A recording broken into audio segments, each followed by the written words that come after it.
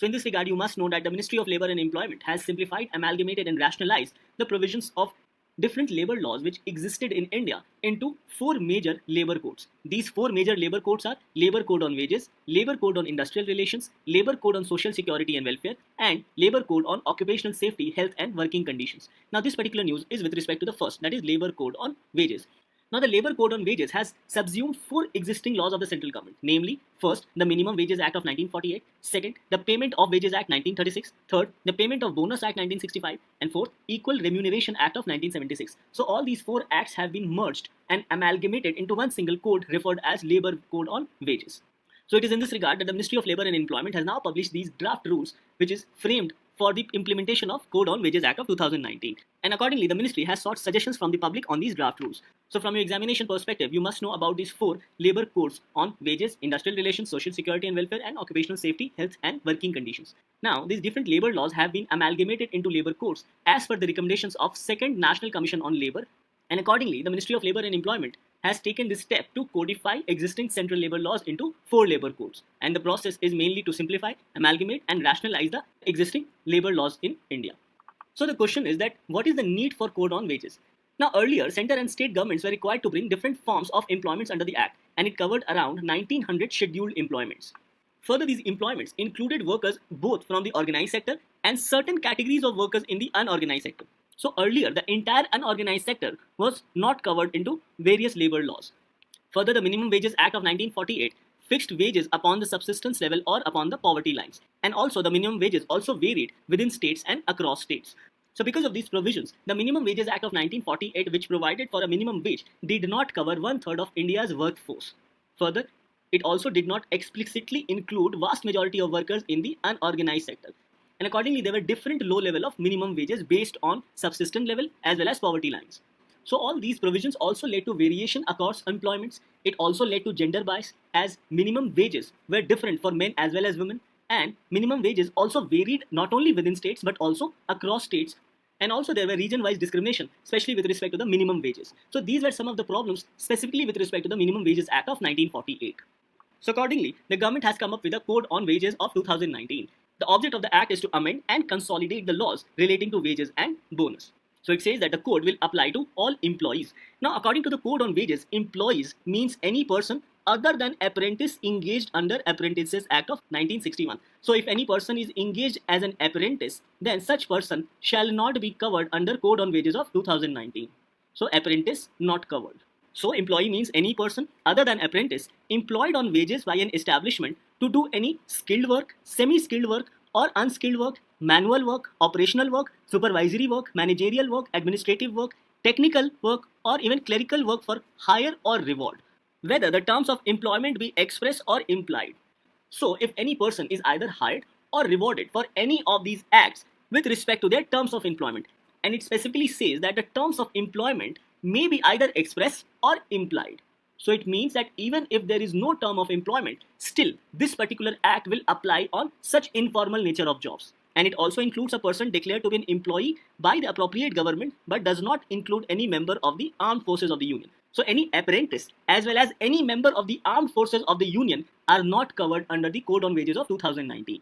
Further, this act also applies to such employment whereby the terms of employment has been expressly provided by the employer or the terms of employment is implied with respect to the act or activities performed by the employee. So in this regard, the code says that it applies to all employees. It further says that the central government will make wage-related decisions for employment such as railways, mines, oil fields, etc. And the state governments will make decisions for all other employments. Now another important aspect highlighted here is with respect to the concept of floor wage. Now the code says that the central government will fix a floor wage, taking into account living standards of workers. And once this floor wage is set, then the minimum wages decided by the central government or state governments shall not be less than the floor wage. So any minimum wage shall not be less than the floor wage once floor wage has been decided by the central government. It further highlights that if the minimum rates of wages fixed by the appropriate government earlier is more than the floor wage, then the appropriate government shall not reduce such minimum rate of wages fixed by it earlier. So if any government has fixed any minimum wage which is greater than the floor wage, then such government shall not reduce such minimum rate of wages which has been fixed earlier. So these can be said to be some of the important aspects with respect to the coverage of Code on Wages Act of 2019 and with the concept of floor wage.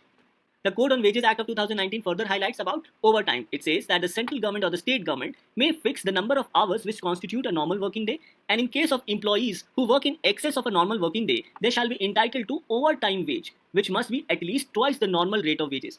So the code also provides for an overtime wage which must be twice the normal rate of wages. Further, the wages code provides for payment of wages. It says that wages will be paid in coins, currency notes, by check, by credit into bank account, through electronic mode, and also wage period will be fixed by the employer. That is, wage can be paid either daily, weekly, fortnightly, or even monthly as decided by the employer. The Code on Wages further provides for deductions done by central or state government, determination of bonus, as well as prohibition of gender discrimination on places of work. With respect to deduction, the code highlights that an employee's wage may be deducted on certain grounds, such as with respect to imposition of fine, absence from duty, accommodation given by the employer, or recovery of advances given to the employee, among other things. However, the code says that these deductions should not exceed 50% of the employee's total wage. Now, with respect to determination of bonus, the code highlights about entitlement for an annual bonus. It says that the bonus will be at least 8.33% of the wages of the employee, or rupees 100, whichever is higher. It also highlights that the employer will also distribute a part of the gross profits amongst the employees, and this will be distributed in proportion to the annual wages of an employee. And an employee can receive a maximum bonus of 20% of his annual wages. So these are some of the important aspects with respect to determination of the bonus of the employee. Further, the code prohibits gender discrimination in matters related to wages as well as recruitment of employees for the same work or work of similar nature. So there can be no discrimination based on gender, especially with respect to wages or recruitment of employees. That is, the employer cannot provide for favoritism on the basis of gender. So the point which emerges from the discussion is that how will this code on wages benefit the employees? Hereby, it highlights about three important aspects. First is with respect to expansion in coverage of employees. Second is with respect to introduction of national minimum wage. And third is with respect to easier compliance of law. So the code wage also includes the unorganized sector. That is, such employees working in the unorganized sector or whose terms of employment are merely implied. It further says that the code introduces a national minimum wage which will be set by the central government. That is the floor wage. And this will act as a floor for the state governments to set their respective minimum wages. And lastly, it talks about easier compliance of law. So it says that the code introduces the concept of a facilitator who will carry out inspections and also provide employers and workers with the information as to how to improve their compliance with the law. Another important point highlighted here is that there were earlier 12 definitions of wages in different labor laws, and this led to various litigation in different courts across the country. And because of this, there were various compliance issues with respect to different labor laws across the country. So simplification of labor law will not only reduce litigation in the courts, but will also ensure compliance of the Code on Wages Act of 2019. So மொத்தமாக 4 labour கோட்ஸில் அதில் wage பற்றியான labour code பார்த்தாச்சு. அப்புறம் occupational safety பார்த்தாச்சா. அடுத்து பார்க்க போகிறது industrial relation base பண்ண labour code. ஞாபகம் இருக்குல்ல, நிறைய லேபர் கோட்ஸ் இருக்குது, நிறைய லேபர் லாஸ் இருக்குது. அதை 4 சிம்பிளாக 4 மாற்றிட்டாங்க. சம்பளத்தை பற்றி ஒன்று, சேஃப்டி பற்றி ஒன்று, செக்யூரிட்டி வெல்ஃபேர் பற்றி ஒன்று, இன்னொன்று இண்டஸ்ட்ரியல் ரிலேஷன். இண்டஸ்ட்ரியல் ரிலேஷன் தான் அர்த்தம் புரியுது உங்களுக்கு. அதாவது இண்டஸ்ட்ரியில் யார் இருப்பா, 2 பேர் இருப்பாங்களா, ஒருத்தவங்க வந்து எம்ப்ளாயர், இன்னொருத்தவங்க எம்ப்ளாயி தானே. அவங்க 2 பேருக்கு நடுவில் இருக்கிற உறவு முறை தான் இண்டஸ்ட்ரியல் ரிலேஷன் கோட்.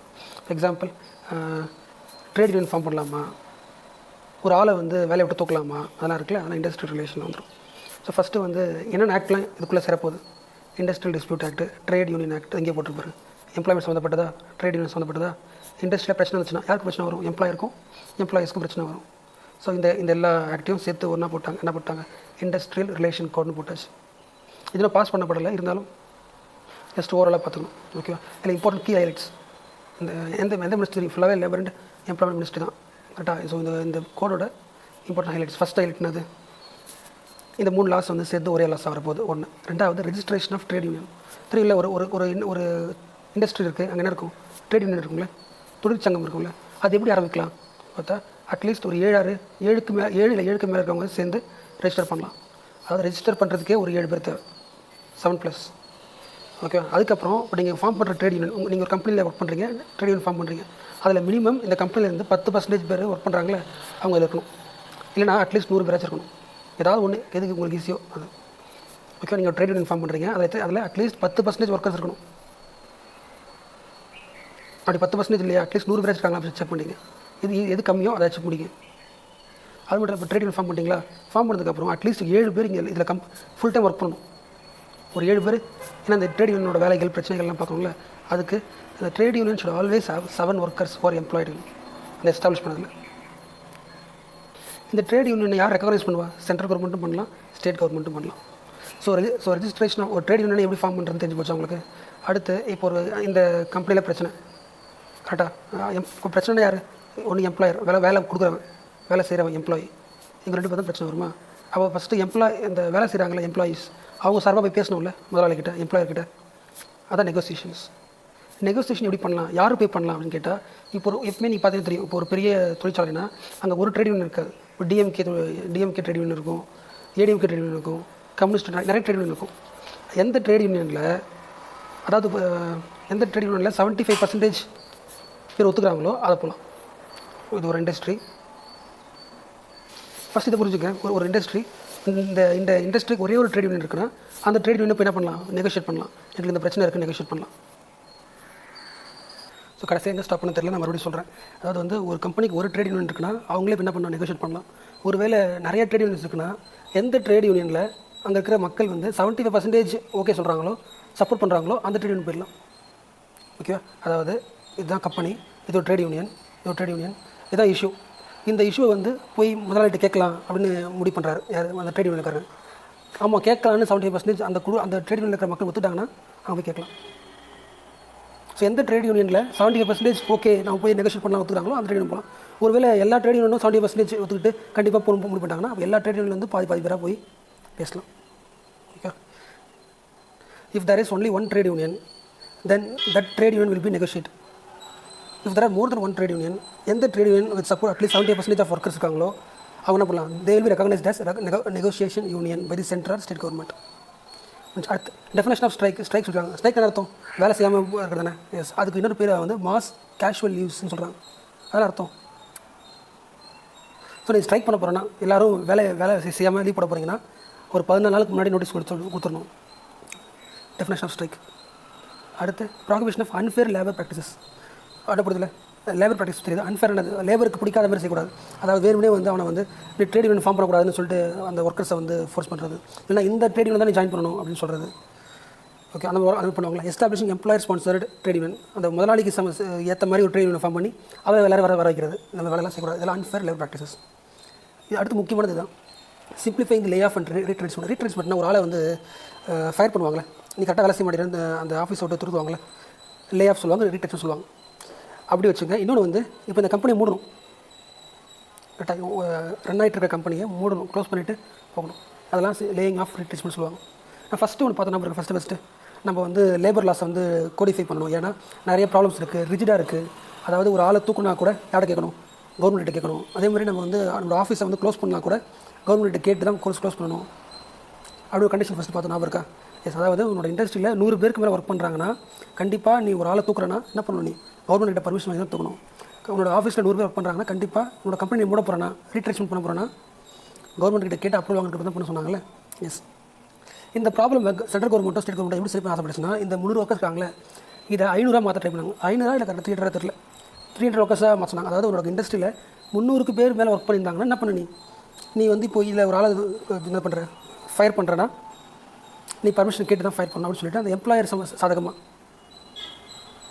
சொல்கிற கான்செப்ட் புரியுதுல? எஸ், இப்போ ஒரு இண்டஸ்ட்ரி இருக்குது, அந்த இண்டஸ்ட்ரி ரன் பண்ணணும், கரெக்டாக. இப்போ 100 பேர் ஒர்க் பண்ணுறாங்க. இப்போ 100 பேருக்கு மேலே ஒர்க் பண்ணுற ஒரு ஆளை நீ ஒர்க் பண்ணுற கம்பெனியாக இருந்து போகுது.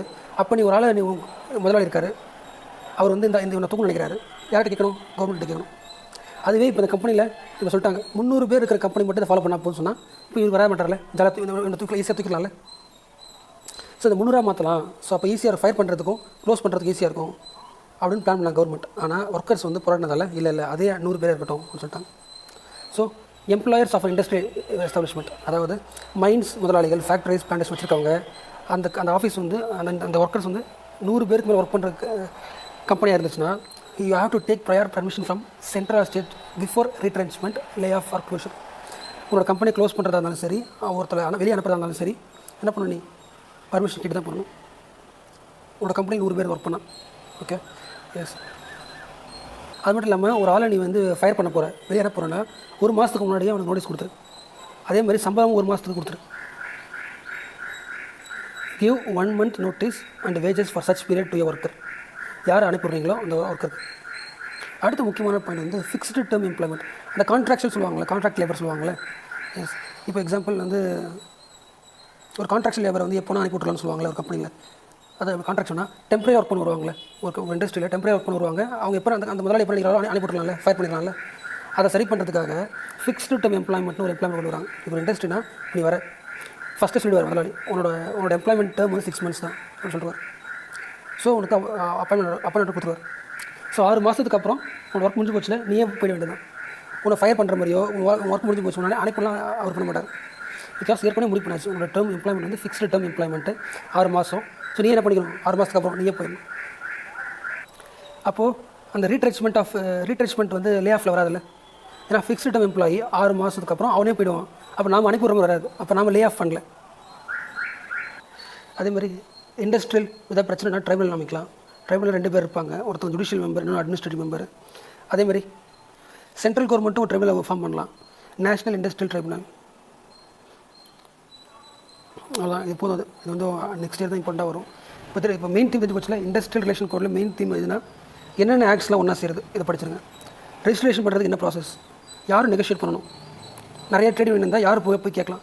எல்லா ட்ரேட் யூனியன்லையும் 75 மக்கள் வந்து போகலாம். எல்லா ட்ரேட் யூனியன்லையும் 70% ஒர்க்கர்ஸ் வந்து போய் பேசலாம் முதலாளிகிட்ட சொல்லிட்டாங்கன்னா, எல்லோரும் ஒத்துட்டாங்கன்னா, அப்போது இதுலேருந்து கொஞ்சம் பேர் எல்லோரும் சேர்ந்து ஒரு ஃபார்ம் பண்ணி போகலாம். ஸ்ட்ரைக்கான டெஃபினேஷன் என்ன, அன்லேபர் ப்ராக்டிஸ் பண்ணக்கூடாது. இதெல்லாம் அன்லேபர் ப்ராக்டிஸ், அன்ஃபேர் லேபர். அப்போ ரீட்ரெச்மெண்ட்டுக்கு என்ன சொல்ல வராங்க, அப்போ பர்மிஷன் வேணும், இது மாற்றலை. அதேமாதிரி 100 days 100 ஒர்க்கர்ஸ் தான், சேம் ப்ராசஸ் தான். ஏற்கனவே என்ன இருந்துச்சு, 100 ஒர்க்கர்ஸ் இருந்தால் நீ ஒரு ஆளை தூக்குனா இல்லை உங்கள் கம்பெனி மூணுனா சொல்லிட்டு தான் மூடணும், சேம் ப்ராசஸ், அது மாற்றலை. அதுக்கடுத்து ஃபிக்ஸ்டு டேர்ம் எம்ப்ளாய்மெண்ட் முக்கியமானது. ஓகே, அடுத்து இண்டஸ்ட்ரியல் ட்ரிபியூனல்ஸ் டிஸ்பியூட்ஸ்லாம் இருக்குது. Over 2019 provides that it will amalgamate many central laws related to the labor. So, for example, it aims at simplifying and rationalizing the relevant provisions of 3 central labor acts. The first is the Trade Unions Act of 1926, the Industrial Employment Act of 1946, and also the Industrial Disputes Act of 1947. The second is related to the retrenchment of the workers. Now, retrenchment simply means that the worker can be refused the work after some point of time. So, in this regard, presently the Industrial Disputes Act requires various firms employing more than 100 workers to seek permission from their respective state governments to remove or retrench or lay off the workers. However, in order to impart flexibility to the firms, the threshold, that is the 100 worker limit for prior approval of the state government, has been kept unchanged at the 100 employees only. However, this code, that is the Industrial Relations Code Bill of 2019, has added one provision, and it is that it can change such number of employees, that is the requirement of 100 worker organization can be changed through a notification of the central government. So it has kept one provision to change this provision of organizations that are employing more than 100 workers. So it can be altered at a later date also with a notification of the central government. Further, this bill provides for speedier resolution of industrial disputes. And in this, the code seeks to set up a 2-member tribunal. And presently, the tribunal is composed of only 1 member. And in case of important industrial disputes or important cases related to industrial disputes, both the members will jointly adjudicate the case. However, for other industrial disputes, only a single member will be used or will adjudicate the case. And that will make the process of adjudication speedier and simple. Now, the fourth important aspect is that of fixed term employment. Now, fixed term employment means that this employment is provided for a limited time period. And this fixed term employment workman was provided in the Industrial Employment Standing Orders Act of 1946. And this fixed term employment workman is a workman who has been engaged on the basis of a written contract of employment, and that too for a fixed period of time. So these are the 2 aspects of this fixed term employment. Now, what are the key highlights of the standing order of Ministry of Labour and Employment related to this fixed term employment workman? So the standing orders provided that the fixed term employment workman's service conditions will not be less than that of permanent workmen. This means that all conditions like the hours of work, the wages, allowances and benefits will not be lesser as compared to the permanent workman. And a person in the fixed term employment will be eligible for all statutory benefits available to a permanent workman. And these will be available proportionately according to the period of the service which is rendered by the fixed term employee. Secondly, no notice of termination of employment is required at the expiry of the fixed term. So this means that the fixed period which has been provided in the written contract will lead to the termination of the employee. And for that, no additional notice will have to be given by the employer to the employee. Now, the main objective of providing the fixed term employment is to provide flexibility to the industries in hiring the human resources according to their new demands that arise. However, by providing for fixed service conditions, the service order aims at protecting the workers from the exploitation by the firms. So it takes care of the interests of both the employers as well as the employees. Now, finally, this Industrial Relations Code Bill 2019 provides that the fixed term employment workmen would not be paid compensation on their retrenchment. So there is no requirement for giving out a notice for termination in case of fixed term employment, and also the fixed term employment workmen would not be paid any compensation on their retrenchment. And this provides the flexibility to the firms which are employing these employees. And this has been provided with the objective of providing flexibility to the firms. And they can hire resources according to the needs and demands of these firms. However, the details of this Industrial Relations Code Bill 2019 will only be known once the bill is introduced into the Parliament. So let us wait for the full bill to be made public. ராஸ் video பார்த்துருப்பீங்க, அதில் இல்லாத points நான் இப்போ சொல்லிடுறேன். So code on securities bill first இதை வந்து meaning புரியுதில்ல. ஏற்கனவே நிறைய சென்ட்ரல் லாஸ்லாம் கம்பேர் பண்ணி 4 மாற்றினாங்களே, அதில் வேஜ் பற்றியான பாயிண்ட்ஸ் பார்த்துட்டோமா, ஒரு ரிவிஷன் பண்ணிவிடுங்க. அடுத்து அந்த வேலை செய்கிற இடத்துல சேஃப்டி பற்றி பார்த்தோமா, அதில் ஒரு 4 பாயிண்ட் கூட ரிவிஷன் பண்ணிவிடுங்க. அதுக்கப்புறம் மேலே என்ன பார்த்தோம் நம்ம இப்போது இண்டஸ்ட்ரியல் ரிலேஷன் பில்ஸ் பார்த்தோமா, லேபருக்கும் எம்ப்ளாயருக்குமான தொடர்பு பார்த்தோமா, இப்படி நெகோஷியேட் பண்ணணும் பார்த்தோம். அடுத்து கோட் ஆன் செக்யூரிட்டிஸ் பில் பார்த்தாலும் தெரியுதில்ல. செக்யூரிட்டினா புரியுதில்ல, ஏன் சொல்கிறாங்க சோஷியல் செக்யூரிட்டி சொல்கிறாங்க, அதாவது இன்சூரன்ஸு எம்ப்ளாய்மெண்ட்டு எல்லாம் சொல்லுவாங்களா, இன்சூரன்ஸ் போடுறது, இந்த பென்ஷன்லாம் சொல்லுவாங்களா, அந்த மாதிரி சோஷியல் செக்யூரிட்டி பற்றி சம்மந்தப்பட்ட எல்லா சட்டங்களும் ஒன்றா வரப்போகுது. நிறைய சட்டம் இருக்கும்ல, பென்ஷன் ஃபண்டு, ப்ராவிடென்ட் ஃபண்டு நிறையா இருக்கும், எல்லாமே சேர்ந்து ஒரே பில்லாக வரப்போகுது. ஓகே, அப்போ எக்ஸாம்பிள் தான் போடுறேன். இப்போ செக்யூரிட்டி நம்மளுக்கு புரிஞ்ச வேண்டிய சோஷியல் செக்யூரிட்டி நான் வச்சுங்க. இந்த பாரு, consolidate the laws related to social security. 8 central laws உள்ள ஆட் ஆகுது. 8 சென்ட்ரல் லாஸ் உனக்கு அந்த 8 நோட் பண்ணிக்க. ஓகேவா? Okay. And compensation act, state insurance சொன்னால் like compensation, insurance, provident fund, maternity முக்கியமானது. சோஷியல் செக்யூரிட்டியில் மேட்டர்னிட்டி வரும்ல, மேட்டர்னிட்டி, அப்புறம் வந்து gratuity, welfare fund, construction working cess, security act. So இதெல்லாம் சேர்ந்து ஒரே ஆக்டாக வரப்போது உங்களுக்கு தெரிஞ்சு போச்சு. அதே மாதிரி சோஷியல் செக்யூரிட்டிக்கு ஸ்கீம்ஸ் இருக்குல்ல, இதெல்லாம் சட்டங்கள், இதெல்லாம் இந்த சட்டங்கள் சேர்ந்து ஒரு சட்டம் வரப்போது. ஸ்கீம்ஸ் இருக்குல்ல, example provident fund scheme, pension scheme, deposit பண்ணுற ஸ்கீம், இந்த ஸ்கீம் என்ன வந்துடும், ஒரே இந்த லா கீழே வந்துடும். Under this code central government will notify various social security scheme for the benefit of workers. இந்த கோடு கீழே தான் எல்லா ஸ்கீம்ஸும் உள்ளடக்கப்படும். ஓகே. இதுக்கப்புறம் புதுசாக ஒரு ஸ்கீம் வந்தால் கூட, இப்போ எக்ஸாம்பிள் ஸ்டேட் இன்சூரன்ஸ் ஸ்கீம் ஒரு ஸ்கீம் வந்துச்சுன்னா, இல்லை வந்து gratitude to workers on complete 5 years, புரியல, ஒரு 5 வருஷம் ஒர்க் பண்ணுறாங்க ஒரு எம்ப்ளாய்மெண்ட், அவங்களுக்கு ஒரு காசு தருவாங்களே, மேட்டர்னிட்டி பெனிஃபிட், இது மாதிரி மற்ற ஸ்கீம் வந்தாலும் கவர்மெண்ட் என்ன பண்ணலாம், புதுசாக நோட்டிஃபை பண்ணலாம். இந்த பில்லு கீழே, இந்த கோடு கீழே, செக்யூரிட்டி கோடு கீழே நோட்டிஃபை பண்ணலாம். இன்னொன்று முக்கியமாக மோஸ்ட்லி இந்த சோஷியல் செக்யூரிட்டி இருக்குல்ல, மோஸ்ட்லி இந்த சோஷியல் செக்யூரிட்டி யாருக்கு இருக்கும், கவர்மெண்ட் ஆஃபீஸர்ஸ் இருக்கும், இல்லை ஃபார்மல் செக்டர் இருக்கும், அன்ஆர்கனைஸ் செக்டர் இருக்காது இல்லை. எஸ், இதோட மெயின் முக்கியமான பாயிண்ட் வரும், அந்த பாயிண்ட் தான் இந்த சோஷியல் செக்யூரிட்டி. இந்த செக்யூரிட்டி பில் இருக்குல்ல, இது யாருக்கும் வருதுன்னா அன்ஆர்கனைஸ் செக்டருக்கும் வருது. ஓகே. பிளாட்ஃபார்ம் ஒர்க்கர்ஸ்க்கு, அன்ஆர்கனைஸ் ஒர்க்கர்ஸ்க்கு, கிக் ஒர்க்கர்ஸ்னால் டெம்பரரி ஒர்க் பண்ணுவாங்களே, அவங்களுக்கும் சோஷியல் செக்யூரிட்டியில் வர எல்லா பெனிஃபிட்ஸும் உண்டு, எல்லா விஷயங்களும் உண்டு. பிளாட்ஃபார்ம் ஒர்க்கர்ஸ்னால் இப்போ வந்து என்ன சொல்கிறது, அந்த கார் ஓட்டுவாங்களே, கேப், அவங்க எல்லாருமே வந்துடுவாங்க. ஸோ இப்போ ஒர்க்கிங்கோட ஸ்டைல் மாறுதில்ல. இப்போ யாரெல்லாம் என்ன மாதிரி ஸ்டைல் ஆஃப் ஒர்க்கிங்லாம் வருது, கார் ஓட்டுறது, அப்புறம் வந்து ஸ்விக்கிலாம் வருதுல்ல, எல்லா டைப் ஆஃப் ஒர்க்கர்ஸ்க்குமே, ஃப்ரீலான்ஸ் ஒர்க்கர்ஸ் கூட, அதை இண்டிபெண்டாக ஒர்க் பண்ணுவாங்க, எல்லாருமே இதில் உள்ளடக்கினது தான். ஸோ அப்போது இந்த கொஸ்டின் வரலாம், இந்த கோட் ஆன் செக்யூரிட்டிஸ் பில்லில் இருக்கிற சோஷியல் செக்யூரிட்டி யாருக்கெல்லாம் வராதுன்னு கேட்பாங்க. எல்லாத்துக்குமே வரும். அன்ஆர்கனைஸ் செக்டருக்கும் ஒரு home based self employment workers எல்லாருக்கும் வரும். இப்போ அந்த மேலே பார்த்தோம்ல, பென்ஷன் ஃபண்டு, இபிஎஃப், ஐஎஸ்ஐ சொல்லுவாங்களே, அதெல்லாம் எந்த கம்பெனி வந்து இபிஎஃப் ரெஜிஸ்டர் பண்ணலாம், இஎஸ்ஐ ரெஜிஸ்டர் பண்ணலாம்னா, உன்னோட கம்பெனியில் 20 பேருக்கு மேலே எம்ப்ளாயி இருந்தாங்கன்னா நீ என்ன பண்ணலாம், இபிஎஃப்க்கு பண்ணலாம், இஎஸ்ஐக்கு அப்ளை பண்ணலாம், 10 பேர் இருக்கணும், அதெல்லாம் இருக்குல்ல. இந்த லெவலில் வந்து இந்த த்ரெஷ்ஹோல்டு 20 பேருன்றது த்ரெஷ்ஹோல்டு, இபிஎஃப்க்கான த்ரெஷ்ஹோல்டு. இந்த த்ரெஷ்ஹோல்டை சென்ட்ரல் கவர்மெண்ட் என்ன பண்ணலாம், அமெண்ட்மெண்ட் பண்ண முடியும். என்ன சொல்ல வரேன்னா, பார்லிமெண்ட் லா தேவையில்லை, சென்ட்ரல் கவர்மெண்ட்டே பண்ண முடியும். அந்த பாயிண்ட் நான் வச்சுங்க. இப்போ நம்ம ஒர்க் பண்ணுறோம்னா நமக்கான பென்ஷன் காசு யார் தருவா, 2 பேர் தருவாங்க. நீங்கள் கம்பெனியில் ஒர்க் பண்ணுறேன்னா அந்த எம்ப்ளாயர் இருக்கார்ல, அவர் பாதி காசு போடுவார், நீ உங்கள் சம்பளத்தில் பாதி காசு போடுவார், 2 சேர்ந்து தான் உனக்கு வரும். நீங்கள் பொறுப்பு இபிஎஃப், இடிஎல், இஎஸ் எல்லாமே சோஷியல் செக்யூரிட்டி ஸ்கீம். எல்லா ஸ்கீமுமே எல்லாம் financed through combination of contributions from employer contribute பண்ணுவார், எம்ப்ளாய்ஸ் கான்ட்ரிபியூட் பண்ணுவாங்க. எக்ஸாம்பிள் சொல்லணும்னா பிஎஃப் ஸ்கீம் வச்சுக்கலாம்.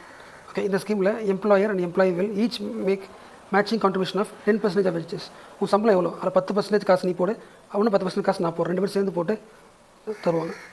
ஆனால் சிலதுக்கு வந்து கம்ப்ளீட்டாக யார் போடணும், எம்ப்ளாயர் மட்டும் பண்ணணும், முதலாளி மட்டுமே நமக்கு காசு தரணும். இதுக்கு கிராட்டிவிட்டி பேமெண்ட்டுக்கு, மேட்டர்னிட்டி பெனிஃபிட்டுக்கு, அப்புறம் பில்டிங் ஒர்க்கர்ஸ்க்கான செஸ்ஸுக்கு, எம்ப்ளாயி காம்பன்சேஷன், இது எல்லாத்துக்கும் யார் தரணும், எம்ப்ளாய்க்கு நம்ம காம்பன்சேஷன் தரப்போம், வேலை செஞ்சவங்களுக்கு காம்பன்சேஷன் தரப்போம். அது யார்கிட்ட வாங்கக்கூடாது, எம்ப்ளாய்கிட்டே வாங்கக்கூடாது இல்லை, எம்ப்ளாயர் தானே தரணும். எஸ். ஸோ முக்கியமான இபிஎஃப், இபிஎஸ் இது 2 பேருமே சேர்ந்து பண்ணுறாங்க, எம்ப்ளாயி 2 பேரும் சேர்ந்து காசு போட்டு ஃபியூச்சருக்கு யூஸ் பண்ணிப்பாங்க. ஆனால் இந்த மாதிரி கிராட்டிவிட்டி, மேட்டர்னிட்டி, செஸ்ஸு, காம்பன்சேஷன் இதெல்லாம் எம்ப்ளாயரை காசு தரணும், கான்ட்ரிபியூஷன் பண்ணிடணும். அதேமாதிரி இப்போ இந்த சோஷியல் செக்யூரிட்டி யாருக்கும் வருது, கிக் ஒர்க்கர்ஸ்க்கும் வருது, டெம்பரரி ஒர்க்கர்ஸ்க்கும் வருது, பிளாட்ஃபார்ம் எல்லாருக்கும் வருது. ஆனால் இதுக்கு என்ன பண்ணணும், 3 பேர் சேர்ந்து கான்ட்ரிபியூட் பண்ணணும், எம்ப்ளாயர், எம்ப்ளாயி, அதே மாதிரி எந்த கவர்மெண்ட் ஒர்க் பண்ணுதோ அந்த கவர்மெண்ட் 3 பேரும் சேர்ந்து இவங்களுக்கு என்ன தரலாம், கான்ட்ரிபியூட் பண்ணலாம், சோஷியல் செக்யூரிட்டி கான்ட்ரிபியூட் பண்ணலாம். அப்போ அது காசு தேவைப்படும்ல. ஸோ அதுக்கு சோஷியல் செக்யூரிட்டி ஃபண்டு அப்படின்னு ஃபண்டை உருவாக்குறாங்க. கரெக்டாக ஒர்க்கர்ஸ்க்கான மெடிக்கல் கவர், பென்ஷன், டெத்துக்கு, டிசபிலிட்டிக்கு காசு தரத்துக்கான வெல்ஃபேர் பெனிஃபிட் தராங்க. அந்த காசு எங்கே எடுக்கலாம், சிஎஸ்ஆர் எடுக்கலாம். The code proposal setting up of social security from using the காசு அவைலபிள் ஃப்ரம் சிஎஸ்ஆர். காசு தான் கார்பஸ். அதே மாதிரி ஒர்க்கர்ஸோட சோஷியல் செக்யூரிட்டி பார்த்துக்கிறதுக்கு இது வரைக்கும் பழைய நிறைய ஆர்கனைசேஷன் இருந்துச்சு. For example state insurance corporation, state level building workers welfare board, central board of trustees இதெல்லாம் இப்போ ஒரே ஆர்கனைசேஷன் வந்துடும். சோஷியல் செக்யூரிட்டி ஆர்கனைசேஷன் ஆரம்பிச்சிருவாங்க. அதுக்கே எல்லா ஆர்கனைசேஷன்லாம் வந்துடும். இந்த பில்லோட எய்மே எல்லாத்தையும் ஒன்று சேர்த்து சிம்பிளாக மாற்றுறது தானே. ஃபஸ்ட்டு நெகட்டிவ் பார்த்தோம் இருக்கா. அதேமாதிரி சோஷியல் செக்யூரிட்டி ஸ்கீம்ஸ்லாம் இம்ப்ளிமெண்ட் பண்ணுறாங்களா இல்லைன்னு சொல்லிட்டு ஒரு இன்ஸ்பெக்டர் கம் ஃபெசிலிட்டர் வந்து வாட்ச் பண்ணுவார். அட்மினிஸ்ட்ரேட்டிவ் அத்தாரிட்டிஸ் உண்டு, அப்பாயிண்ட் பண்ணலாம். ஓவர் ஜஸ்ட் ஒன்லைன் பார்த்துங்க. லேபர் செக்டரை பற்றி ஆல்மோஸ்ட் எல்லாம் முடிச்சாச்சு. கடைசியாக வந்து இம்பார்ட்டன்ட் ஸ்கீம்ஸ் எதாவது இருக்கும்ல, ஸோ அதை பார்த்துடலாம். எக்ஸாம்பிள் ஸ்ரம் சுவிதா போர்ட்டல்லாம் தெரியுதுல்ல. எஸ், இப்போ கடைசியில் பார்த்தா எல்லா ரிஃபார்ம்ஸோட மெயின் எய்ம் என்னென்னு பார்த்தீங்களா, என்ன போட்டிருந்தது, அதாவது வந்து சிம்பிளிஃபை ஆக்கணும்ல. எஸ், அப்போது லேபர் சம்மந்தப்பட்ட நிறைய ஆன்லைன் வெப்சைட்ஸ் இருக்கும். For example chief labour commissioner of India, அப்புறம் director general mines and safety, employment state insurance corporation provide பண்ணாங்கல்ல.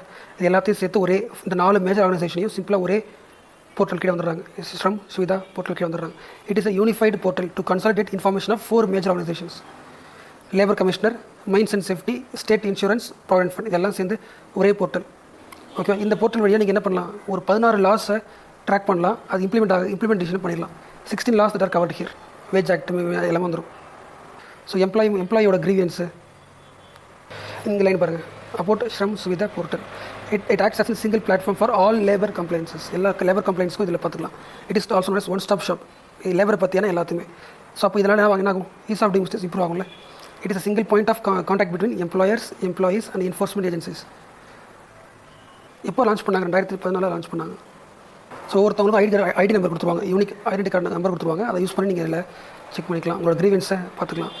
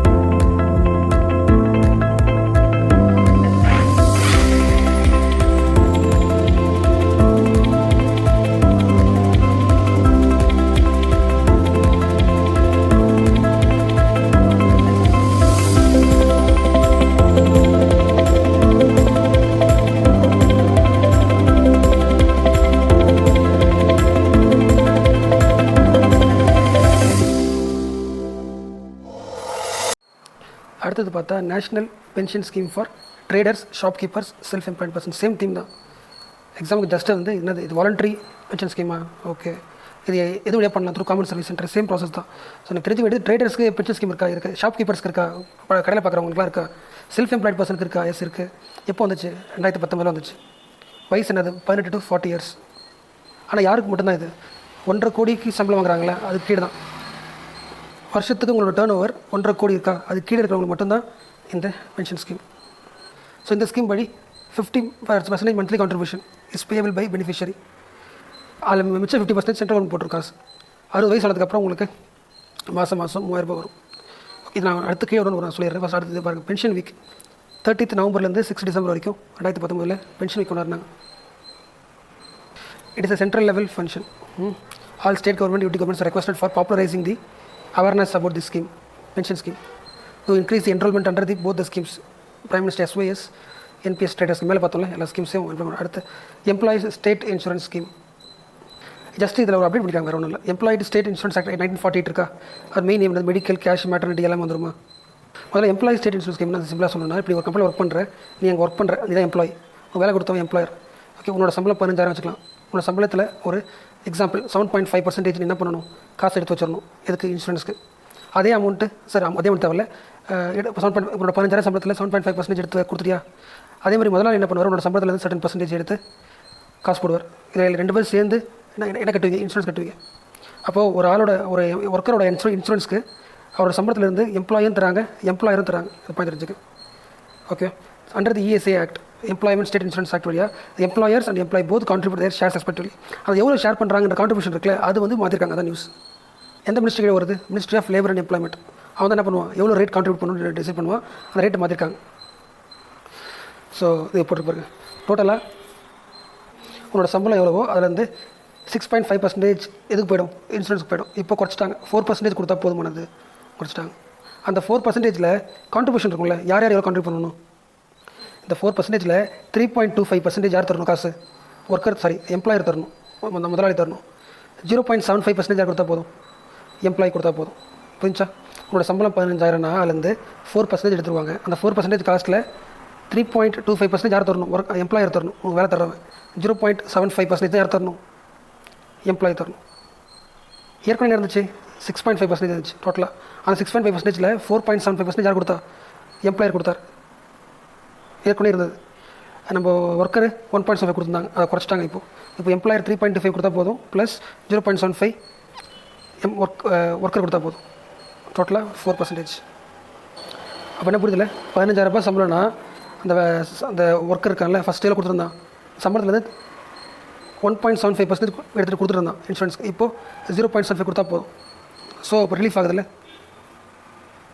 இந்த ESIC இருக்குல்ல, எம்ப்ளாயி ஸ்டேட் இன்சூரன்ஸ் ஸ்கீம், யாருக்குன்னா சம்பளம் வந்து 21,000க்கு கீழே வாங்குறாங்களா அவங்களுக்கு மட்டும் இந்த ஸ்கீம், இந்த employment insurance state insurance scheme இருக்குல்ல, இது யாருக்கு மட்டும்தான். Under this act employees both இதை படிச்சாச்சு. எந்த ஒர்க்கர்ஸ்க்கு மட்டும் நம்ம இன்சூரன்ஸ் பே தரணும்னா, அவங்களோட சம்பளம் 21,000 கீழே இருந்தால் அவங்களுக்கு மட்டும்தான். Employee state insurance. Okay, employee state insurance is also very important. Okay, many changes happened to employee state insurance. Okay, so again, this employee state insurance is having a body. Okay, this employee state insurance is managed by Employee State Insurance Corporation, ESIC. It is created by a law, so it is also a statutory body, Employee State Insurance Act 1948. Now, so you have to make a comparison, okay, study EPF and ESI together so that you can avoid confusion, okay. In the case of EPF is mandatory for those firms which is employing 20 or more people, but in the case of ESI, Employee State Insurance, under ESI Act, this employees state insurance is applicable to premises which employ 10 or more persons. So in the case of EPF, it is 20 and more, but in the case of employee state insurance, it is premises which employ 10 or more. That is one important point and one important comparison you have to make. Then in December 2016, government have increased, okay, earlier employees with wages up to 15,000 were entitled to the health insurance, okay, so earlier employees with an income up to rupees 15,000, similar to EPF, was entitled to employee state insurance, but now this 15,000 per month limit was changed in December 2016, and now it is those employees which is having wage up to rupees 21,000 per month are entitled to health insurance under this act. Okay, so the monthly wage is rupees 21,000, mandatory for firms with 10 or more employees. Okay, and again, so this is very, very, very important current affair. In June 2019, government reduced the rate of contribution under the ESI from 6.5% to 4%. Okay, so till June 2019, 6.5% was the contribution from the base salary. 6.5%. Okay, depending upon the salary, 6.5% used to go to. Okay, so be very clear. Okay, this is everything in relation to salary only. So earlier, how much was contributed under this employee state insurances per month? 6.5%. But in this 6.5%, employer is also contributing. We'll deal with that. Okay, but what is important in what happened in June 2019 is that this employees state insurance contribution was reduced from 6.5% to 4%, and there have been reduction in the case of employer as well as employee. We will see that how it was reduced. Okay, so employers initially it was like this: employer used to contribute 4.7%, employee used to contribute 1.75%. Total it was 6.5%. But in June 2019, which is a current affair, employer contribution was reduced to by 1.5% to 3.25. Now, employer only have to contribute 3.25% of the salary to employee state insurance, and the employee have to now contribute only 0.7%. It was reduced from 1.75 to 0.75. Now, totally it is 4%. So, this is the changes. Okay, in June 2019, employee state insurance contribution have been reduced from 6.5% to 4%. It was from the employer point of view, it was reduced from 4.75 to 3.25, and employee 1.75 to 0.75. See, these are facts. But since this is dealing with employment, it is dealing with insurance, okay, it is dealing with employees, okay, and it comes under the chapter on employment. And employment, unemployment, and insurance, all these have now become, pension have become very important. There is high chance that they will ask a question. So even though it is a fact, it's a very important fact. Please remember it, and it's also a very important current affair. Okay. Now, why the government have reduced the contribution from 6.5% to 4%? It is to ensure that more people will get health insurance, as well as, or that is one objective. Another objective is to bring more people, to shift more people from the informal sector to the formal sector. Okay. So in a formal sector, employees will be having insurance facilities, health insurance facilities, or retirement, once he retires, social security facilities like provident fund, pension, etc. So that is what are the features of a formal sector. Since in India, majority of the employees are in the informal sector, the government is trying to shift majority of the people from the informal sector to the formal sector. So this initiative to reduce the